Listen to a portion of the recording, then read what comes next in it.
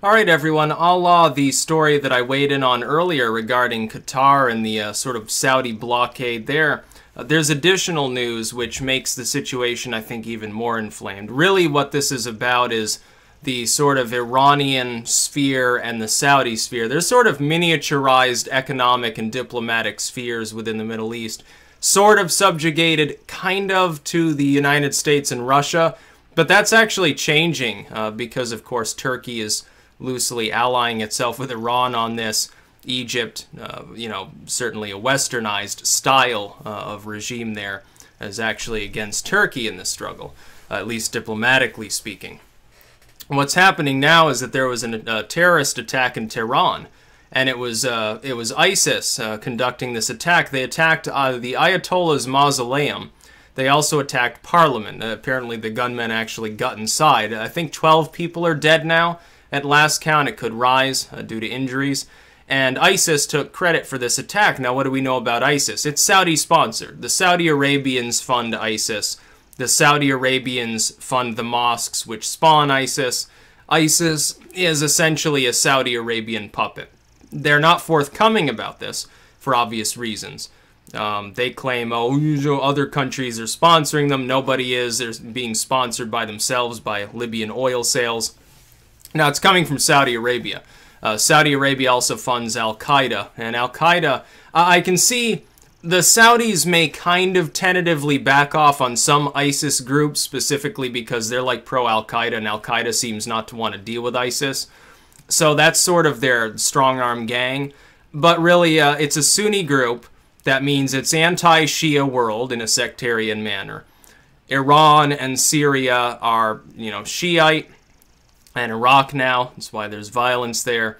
Saudi Arabia is Sunni. So far, ISIS has left the Saudi Arabians alone. When the Revolutionary Guard of Iran, claims that Saudi Arabia is responsible for the terrorist attack in their capital, they are fundamentally right. Whether or not this was ordered by Saudi Arabia remains to be seen, but here's the thing. If they fund a group, and that group conducts an act of terrorism in Iran, they're at least indirectly responsible, possibly more directly. Sort of like when the U.S. arms and backs the FSA in Syria, and then the FSA attacks Assad's forces, clearing the way for ISIS.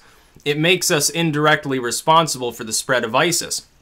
Now, for years, our mode of operations there was pro-FSA. Under Obama, we gave them all sorts of weapons and training and money and everything. It got siphoned off by ISIS. ISIS ended up absorbing a bunch of their troops and proliferating, and it was a bad idea. The Saudi Arabians may have spawned a group that they can no longer directly control. Because remember, if they're going to sponsor Al-Qaeda, and Al-Qaeda doesn't really want to work with ISIS because they're like, well, they're too barbaric even for us. We want to blow up buildings in foreign countries, but we don't go around beheading people quite so regularly. We don't chew people's hearts out of their chest. It might spawn a problem where Saudi Arabia can no longer control what was once its pawn because it grows out of control. There are too many power vacuums, partially as the result of Western influence in the region, attempting to oust the secular leadership of Egypt. Didn't work, but it did destabilize things a bit in some outlying areas. Certainly getting rid of Gaddafi, beating up on Assad, certainly the war in Iraq. It all laid the groundwork for ISIS to spread. It's spreading in Afghanistan now, too. The Saudis, though, do bear indirect responsibility at the very least. In that sense, Iran is right. You can't really argue with that. Iran doesn't sponsor ISIS. Iran is a Shia nation. ISIS is a Sunni group. I saw several Muslims early on Facebook on stories related to this, saying, oh, it's not the Saudis that fund them, Tehran funds ISIS, so this is some sort of false flag. That's simply not the case. You got to understand the difference between the Iranian sphere / Shia world, which is really, they're basically interchangeable terms, and the Saudi sphere and or Sunni world, which is also kind of the Pakistani and Egyptian sphere. They sort of share power. Egypt on trade controls the Suez, quite a bit of agricultural output. Saudi Arabia oil, Pakistan nuclear weapons. It's sort of a trifecta. And if Turkey does get involved further in Qatar, and or with this diplomatic row, and sides with the Iranians on both, It could alienate them from the rest of the Sunni world, make them sort of a strongman Erdoganism empire of sorts, sort of the neo-Ottoman movement that actually allies itself with the Shia world, which would be about the worst possible situation for the Saudis. I don't think that the Saudi alliance is capable of fighting Turkey and Iran at the same time. I don't think so, unless they get Pakistan involved to use atomic weapons on them. I think Saudi Arabia, even partnered with Egypt, would not be able to withstand such an onslaught. Turkey's military is one of the top 10. Egypt basically rounds out the top 10. But Iran, 1-to-1, could destroy Saudi Arabia. They'd have the backing of Assad. They'd have the backing of the Iraqis. At this point, the Qataris and some of these other groups. I know the Yemeni government would, of course, side with the Saudis, but the Houthi rebels that have raised chaos there wouldn't.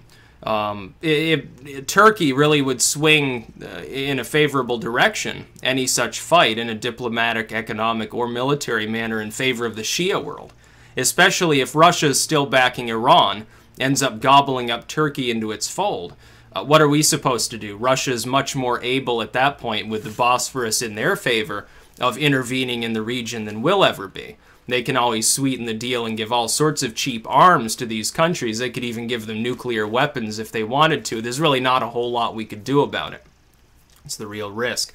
So yeah, it could cause a war within the region. I don't think at this point the US or Russia would get directly involved. But if Egypt and Turkey ever start fighting, yeah, it'll be a very difficult scenario with millions dead, tens of millions of refugees. And the Iranians are not, at the very least, they're kind of right on this claim. The Saudi Arabians absolutely fund and train ISIS. We know this. It's not a secret. It's also not a joke. They can blame Iran all they want. Iran funds Shia militias, Hezbollah, and groups like that. They don't fund Boko Haram. They don't fund Al-Qaeda. They don't fund ISIS. These are Sunni. They are Wahhabi groups, directly or indirectly under the control of the House of Saud. That's about all. Peace out.